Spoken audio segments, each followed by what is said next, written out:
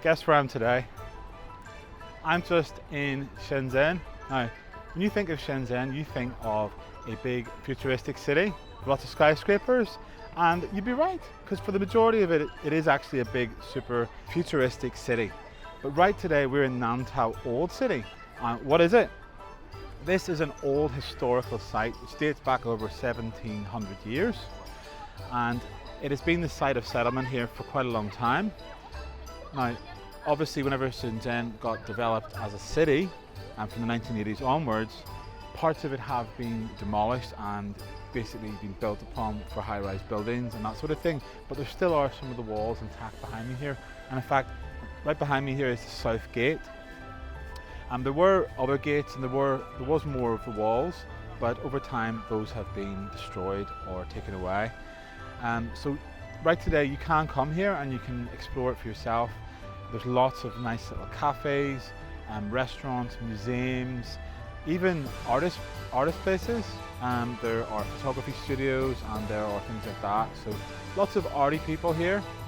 As always, you're going to come with me, so if you want to come and explore something together, let's go.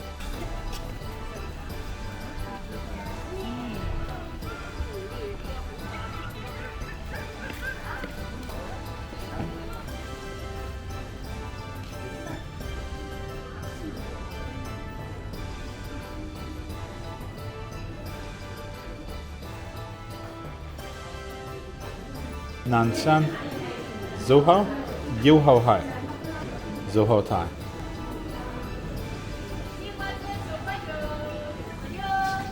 Just spotted this here. If only I was still on the beer. Looks like a nice place to pop in for a beer. Bionic Brew. People's Pint. 30 kwai for a pint, that's £3, not bad. China, the land where it's Christmas all year round.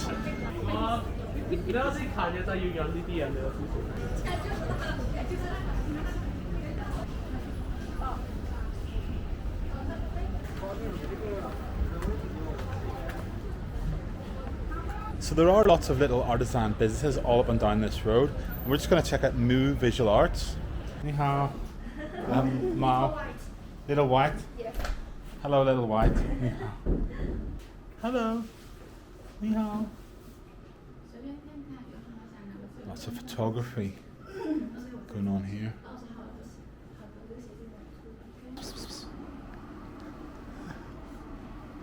Hello. 小白，小白。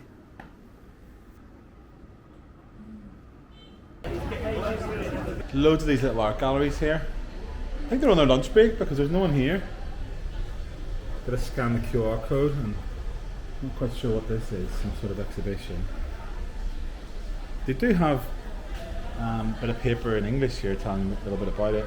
In an era where speed and screens dominate human interaction, we've grown used to swiping, tapping, and making instant decisions on cold digital interfaces. The warmth between people slowly fades at the touch of a screen. Physical contact becomes rare, waiting is unnecessary, and intimacy is compressed into fleeting notifications and silence.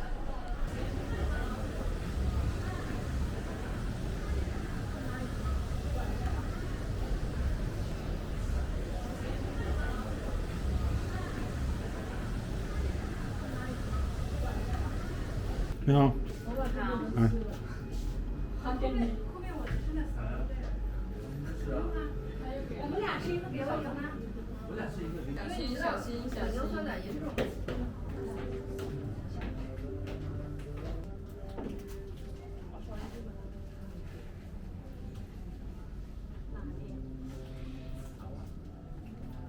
So we let it sit for a minute. So guys, what time is it? What time is it? It's tea time. We're just in the Tibetan tea house here. We're going to have some lovely Tibetan tea because it's a real scorcher outside. So what else would you be doing but having a nice lovely cup of tea inside? And I have been told it's very hot, so not to touch the actual teapot. It looks a bit like milk tea. Look at that. It looks a bit like British milk tea, Hong Kong milk tea. We've got some monkey nuts as well. So What do you think of the surroundings? Would you have tea in a place like this? Please let me know in the comments below.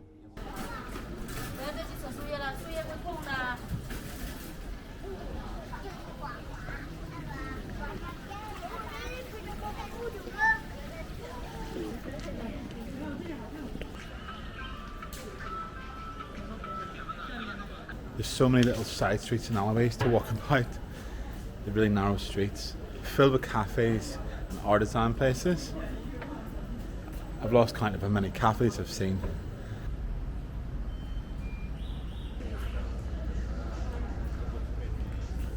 In the early 19th century, Western capitalist countries rose rapidly and intensified their overseas expansion to seize more sales markets and sources of raw materials. With the foreshadowing of the spread of opium, Britain forcefully opened China's doors with its advanced naval power, launching the Opium Wars to invade China. The people of Guangdong bore the brunt of this aggression, suffering from British looting and the poisoning of the opium trade, which prompted them to begin the arduous and extraordinary path of resistance against the invasion. On August 11, 1858, a battle to defend their homeland erupted in the city of Nantau.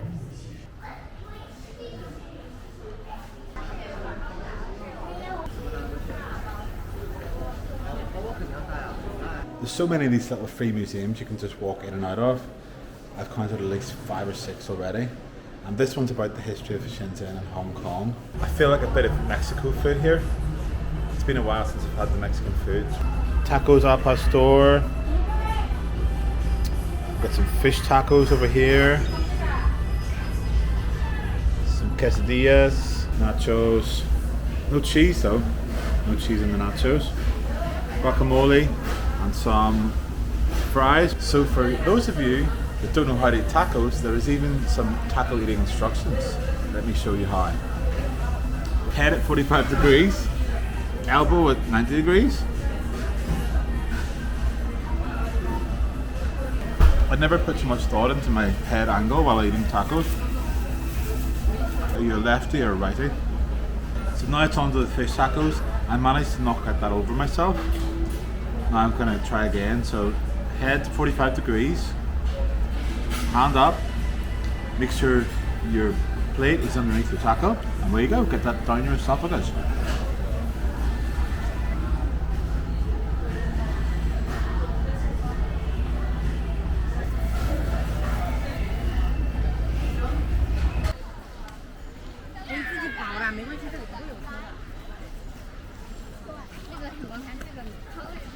You find loads of these lovely little shops selling everything from CDs to vinyl to mini discs. There's all the old technology. There's the mini disc player. I used to have one of them. And Discman. CD players. Now folks, you know you're getting old whenever you see technology that you used to have in your house in a museum.